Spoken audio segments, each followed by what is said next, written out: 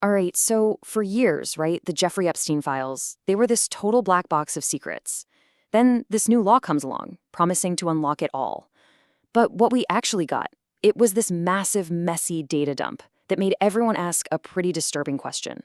Is this really transparency, or is it just another way to hide the truth? And look, this statement right here, it comes from 20 of Epstein's survivors, and it just cuts right to the heart of this whole thing. It's powerful. And honestly, it's just heartbreaking.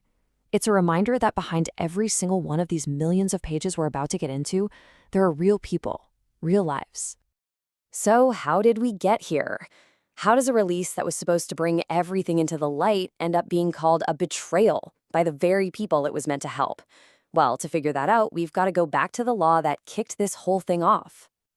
Okay, so the key phrase here, the one you really need to pay attention to, is searchable and downloadable format.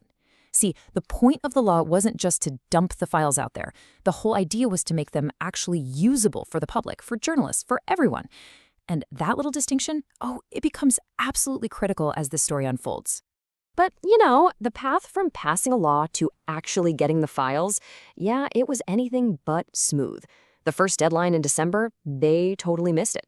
And that drew immediate fire from lawmakers. This was kind of the first big red flag, the first sign that this promise of transparency was going to be a whole lot messier than anyone thought. Because when those floodgates finally opened in late January, it wasn't some clear stream of information we got, no. It was a tidal wave of data, a 3.5 million page problem that honestly threatened to just drown any hope of finding real answers. Just look at that number, 3.5 million pages. Just let that sink in.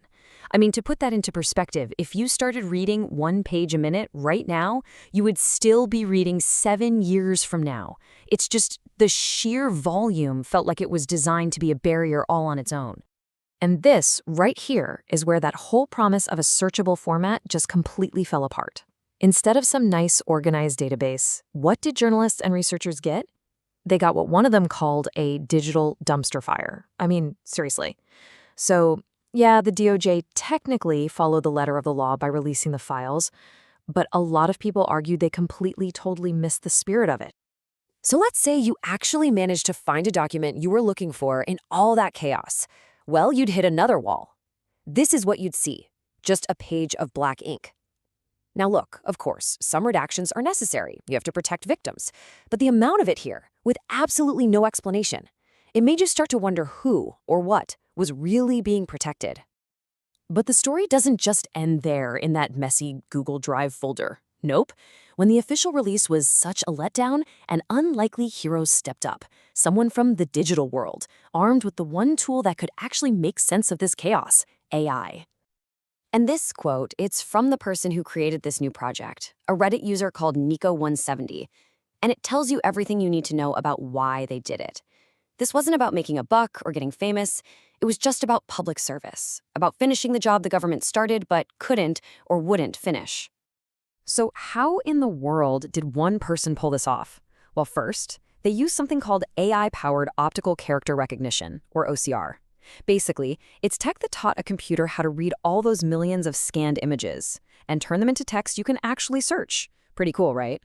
Then the AI acted like a digital detective, automatically finding and tagging names, places, dates, all the important stuff. It even managed to piece together scattered pages to rebuild the original documents. And the end result? A public website that finally delivered on what the law promised in the first place. So now, with the archive finally unlocked, searchable by anyone with an internet connection, the secrets started to come out. And let me tell you, some of them were absolutely explosive. Okay, maybe the biggest bombshell was this email from 2012. It seems to show Elon Musk asking about a wild party on Epstein's island.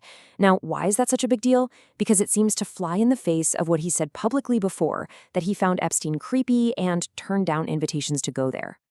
Then there was this startling find, a friendly email to Ghislaine Maxwell signed Love Melania, and it's praising a really flattering article about Epstein. And the timing here is pretty interesting. It was sent just 2 weeks before the future First Lady, who was Melania Knauss at the time, was photographed with both Maxwell and Donald Trump.